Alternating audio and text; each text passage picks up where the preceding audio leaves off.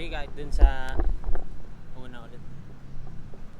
Yo, yo, yo, I'm Joem and I'm here with Cycling Pop-Up Collective. So, ano lang, parang, bakit yan yung bike mo ngayon? Actually, nag-start ako sa Pixie, tol. Way back pandemic, mga 2022. Ayun ang pinang-deliver natin eh. Bali, mga 1 year tayo nagdi-deliver noon.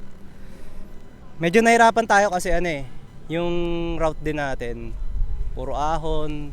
Tapos traffic, isa pa yan nagkakos ng pagpabagal ng deliver natin. Kaya naisipan ko, nag-switch ako sa gantong setup. Pangbalagbag na setup tayo. Kasi Quick specs lang. Ano ba yung meron dyan sa bike mo ngayon? mga Coseblo straight cockpit tayo. Carbon. Naka-carbon tayo, tapos sa fork natin, nakabalugo tayo ng carbon din. Tapos ito, piece, lagay natin ng mga pizza at kick. Useful yan tol, hindi lang yung design. Tapos ito, straight group set natin, naka Shimano tayo na Diore. Naka M5100, talagang reliable yan. Ginagamit ko na yan mga 2 years na ata rin.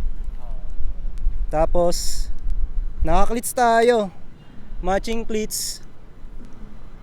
Mabilis, tsaka bukod sa ganito yung setup natin, mabilis siya. Para di tayo napag-iwanan. Kasi nga, gawa ng yung gulong natin, kita nyo naman. Medyo nabi tayo eh. Pero fast rolling naman. CST. Siya yung ganong kalaking, knobs. Parang sakto lang sa lugar. Literal na fast rolling lang siya. Pwede mo siya magamit din sa off-road, sa flats, tsaka sa ibang terrain pa. Nagagamit ko rin to sa mga pangbalagbag, sa mga talagang lubak-lubak. Pinapalipad-lipad ko. Yan.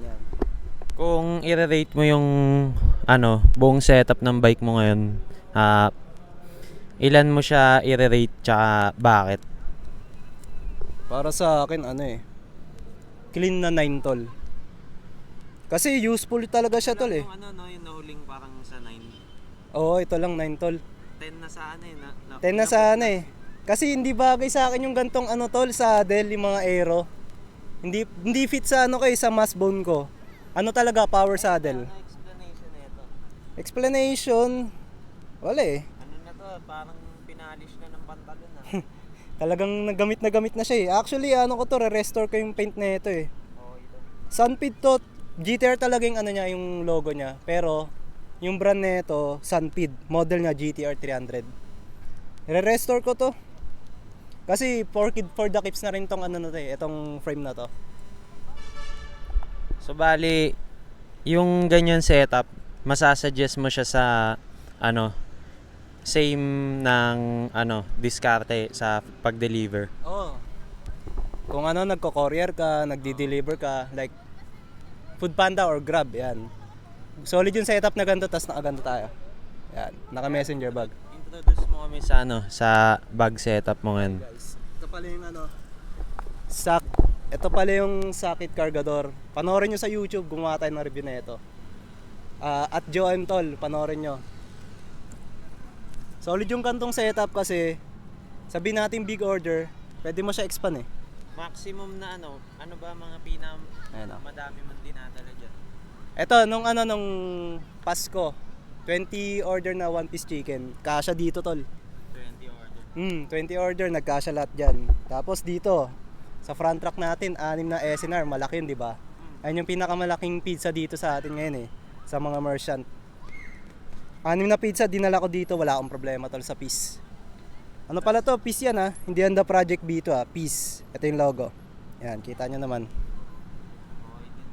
Bagay to sa mga tol, mga nagko-commuter. Commuter tas courier yan. So, yun. Hindi. Mga shoutout mo na grupo or tao, mga special mention mo. Na lang. Shoutout dyan sa sa Panda Pix, Kala Joseph tol. Tas dito sa mga BGC riders natin, yung mga yung Panda Fix, lang ba siya? BGC lang ba? Makati? Or saan pa yung ibang lugar ng parang mga involved doon? Sila kasi sila Joseph lang yun Regala. Kilala niyo si Septo tol. Yan, shoutout dyan sa Panda Pix. Mga naka-pixie lang doon, exclusive lang. At na tayo doon tol kasi nakaganto na tayong setup eh. Hindi naman na tayo naka-pixie. Pero tropa pa din tol. Panda Pix. Special mention sa mga day one natin dyan na nagturo sa akin since day one sa Food Panda. Sa Panda Toda. Yan, kala Justin Caturan yan. Yan lang. Salamat, men. Joem. Ingat, pre.